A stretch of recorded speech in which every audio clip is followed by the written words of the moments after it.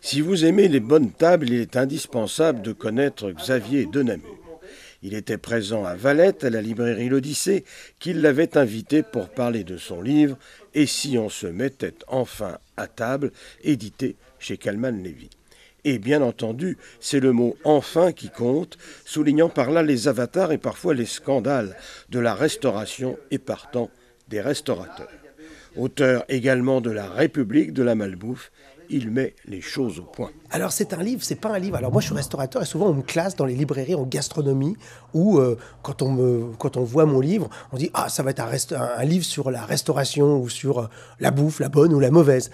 En fait non, c'est d'abord un livre citoyen sur l'engagement du citoyen dans l'espace public. C'est un livre politique, économique, social. Effectivement, on parle d'agriculture, de nourriture, de ce qu'il y a dans l'assiette, des cantines. C'est un livre écrit à la première personne, autobiographique, et qui se lit un peu, qui se déguste, un peu comme du petit lait. C'est-à-dire, moi, j'ai essayé de faire un livre où les gens, on parle de seuils sociaux, de fiscalité, mais qu'on n'ennuie pas, on se marre. C'est-à-dire que c'est un livre que j'ai essayé de faire un livre drôle et qui soit digeste. Et donc, ça se défile, ça se déroule comme un menu. Du début jusqu'à la fin comme un menu. Voilà, c'est un peu... Et si on se mettait enfin à table, c'est pas un livre qui parle simplement d'alimentation, mais qui parle de ce qui nous alimente. D'abord, je dirais, l'envie de participer à la vie de la société et donc ensemble, par le travail, par toutes sortes de choses. C'est pas si détestable le boulot que ensemble, on peut y arriver, on peut faire changer les choses, à condition d'accepter de dire les choses en premier, ce que font pas toujours les politiques. Donc c'est un livre politique, mais pas un livre par un politique. Un livre, c'est, ça fait un état des lieux un peu, quelque part, mais toujours avec ce côté un peu d'humour aussi. Et puis, ça amène aussi à trouver des solutions, proposer des solutions, peut-être demain, amener les gens à eux-mêmes proposer des solutions, donc à interpeller les politiques, à interpeller, je dirais, les représentants, ceux qui nous représentent, on en a besoin, mais... peut-être qu'eux auront besoin de nous, hein, on l'oublie souvent. Donc ça amène aussi, c'est un livre qui veut faire bouger les citoyens. C'est un peu le contraire de ce qu'on nous écrit souvent. Vous savez, le suicide français de Zemmour, Todd qui nous raconte qu'on serait tous des zombies cathos. Moi j'étais au manif, je suis pas un zombie catho. Vous voyez, moi je suis un mec plutôt positif, plutôt ouvert. J'ai rien contre l'islam, etc. Donc je suis plutôt pour la défense de la liberté d'expression, mais aussi de la liberté d'entreprise, de la liberté de montrer qu'on peut y arriver. C'est un livre aussi sur l'entreprise.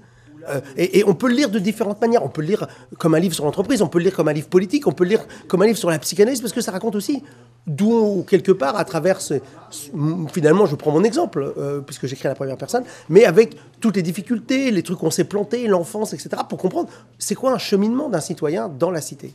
Je peux faire des propositions aussi bien... Là, on est en région, on est bien dans une région agricole, de vignerons. Alors moi, j'ai fait des préconisations, par exemple, de passer, d'ailleurs, à mes vignerons, de leur demander de passer en bio d'ici 2020. Alors pour ça, je propose de les accompagner en disant, on va leur passer, donc dans les propositions, peut-être passer déjà 10% de leur surface agricole en agriculture biologique, et que, s'ils veulent avoir des aides de la PAC, la politique agricole commune, etc., s'ils passent pas les 10%, on arrête de leur donner les aides. Ils se débrouillent, c'est-à-dire qu'ils s'en foutent. Mais en tout cas, de voir que, effectivement, de dire que l'agriculture normale, c'est pas forcément celle qui utilise la chimie. Vous savez, ceux qui utilisent j'ai passé tout à l'heure devant les champs, où vous avez des champs, vous avez l'impression qu'ils ont été atomisés par le Roundup. Ça, c'est pas ça qui va faire du bon vin. Ça va vous mettre vos racines là en surface. Hein. Je parlais tout à l'heure à des vignerons, effectivement, qui comprennent ça. C'est-à-dire que si on veut avoir des vrais vins, il faut peut-être moins les traiter. Donc ça fait partie des propositions. Mais je propose aussi, par exemple, si on parle toujours d'alimentation, demain, sur tous les paquets de gâteaux, dans les cantines, etc., qu'on sache quel type d'œuf on utilise. Est-ce que c'est du 0, du bio, du 1, du plein air, ou du 3 de l'œuf de batterie? Vous savez, ces poulets qui vivent dans le noir, qui pondent 2-3 fois dans la journée, qui sont blindés d'antibiotiques, qui bouffent des OGM. Ah oui, les OGM aussi, je propose que demain, on indique si les animaux d'élevage sont nourris ou pas avec des OGM.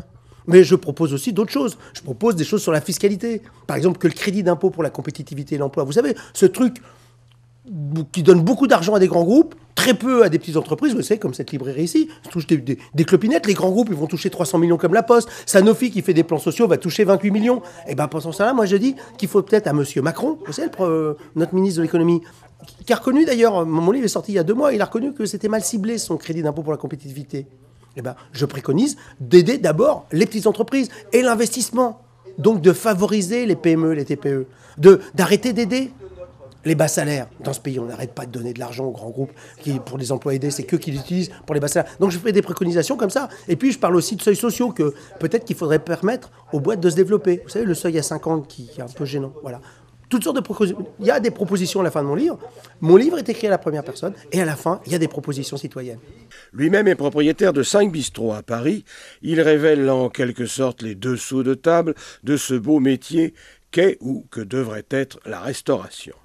Premier pas, en direction de la bonne bouffe cette fois, la création du label Fait Maison, une assurance de consommer des produits frais. Le label Fait Maison, voilà l'exemple même, comme quoi, alors, ce label, vous voyez, c'est quand il a commencé à en discuter, j'ai été appelé à aller à l'Assemblée nationale ou au Sénat, dans les commissions. On m'a proposé de donner mon avis, mais ils ont suivi l'avis des lobbies. Et donc on s'est retrouvé en juillet l'année dernière avec un fait maison, avec du surgelé, des produits industriels, etc. Un truc, un fait maison qui me paraissait un peu bizarre. Vous savez, vous aviez un produit qui arrivait de l'extérieur, qui était par une marque, peu importe votre artisan ou le chef a une marque de Nestlé, et puis tout d'un coup, pour faire de la sauce, vous savez, des poudres, et puis tout d'un coup ça devenait fait maison dès le moment où on indiquait le nom. Ah, moi j'ai dit c'est pas possible. Donc, et en juillet, quand ce décret est sorti, tout le monde m'a dit, tu t'écrases, t'as perdu. Et j'ai dit non. C'est pas parce que un décret paraît naze que les citoyens, une fois que le politique a décidé de le voter, on doit plus rien dire. Je me suis élevé contre ça. J'ai repris mon bâton et j'ai été combattre. Et j'ai été encore expliqué et réexpliqué dans les médias partout.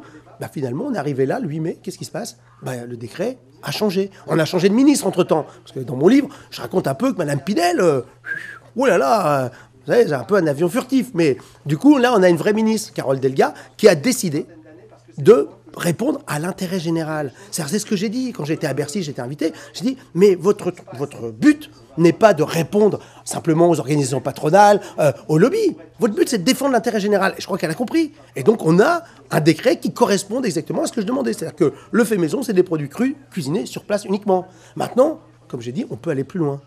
Et demain, le combat, c'est pour nos cantines, nos enfants. Vous savez, les enfants dans les cantines, ils mangent des produits indus, ils mangent des produits souvent blindés d'additifs, de sucre, de sel, qui viennent de l'autre bout du monde. Je parlais il y a tout un chapitre dans le livre sur la cantine de mon fils, où je me suis aperçu qu'il mangeait du lapin qui venait de Chine, du poulet qui a fait le tour de l'Europe, alors que dans le village où on est, il y a 18 000 poulets qui sont élevés. En label, c'est-à-dire 81 jours. Mais dans le village à côté, il y a même un paysan avec qui je travaille qui élève des poulets de 120 jours. C'est-à-dire, un poulet, ça doit vivre au moins 4-5 mois, ça ne doit pas vivre 35 jours. Si les gens regardent un peu ce qu'ils mangent, ils s'apercevraient que les poulets de 35 jours qu'ils ont dans les nuggets, qu'ils ont dans tous les trucs, les plats industriels, c'est des poulets qui sont blindés d'additifs antibiotiques, blindés d'OGM, qui ne voient pas la lumière. C'est pas très bon. Vaut mieux manger moins de viande et en manger de la meilleure. Faut changer. Faut pas croire que manger des produits de qualité, c'est plus cher que de manger des produits industriels tout finis, qui souvent vous rendent malade. Ça coûte de l'argent. Voilà, donc ça fait partie de ce changement. Donc comme quoi, quand on vous dit c'est compliqué, vous pouvez pas y arriver, laisse tomber, je dis aux citoyens, laissez pas tomber, trouvez des solutions, écrivez à votre maire, écrivez au ministre, écrivez aux médias, faites bouger les choses et les choses bougeront. En vous souhaitant tout de même bon appétit.